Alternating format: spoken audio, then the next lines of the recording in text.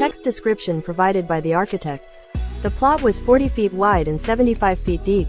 The project is an attempt to maximize the dialogue with the outdoors as you navigate the depth of the plot.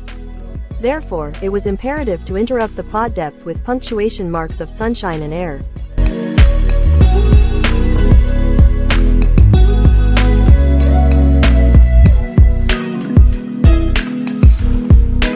You enter the home through a small garden, the first, #1, and move on to the open living and dining. The dining space is the heart of the house. As you arrive here, you see that you are flanked by an internal courtyard on the side and a small urban garden on the left, the second, #2, and third, number 3. The internal courtyard partners up with the main stair as it culminates into a crown that lets in dappled light and fresh air. A balcony, number 4. In the center of the first floor lets in the urban garden, thus permeating it into the bedroom at the back.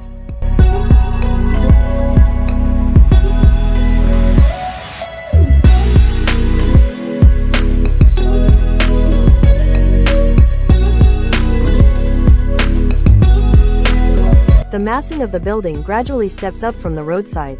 The daughter's bedroom steps out into a large open terrace, #5, overlooking the street on the north side.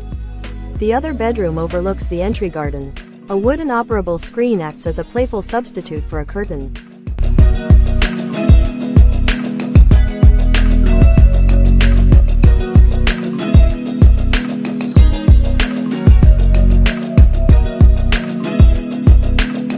The lady of the house hails from Punjab. The triangular motifs seen through different elements of the house are a subtle reference to the beautiful Punjabi folk embroidery known as fulkari, which she wears with great pride.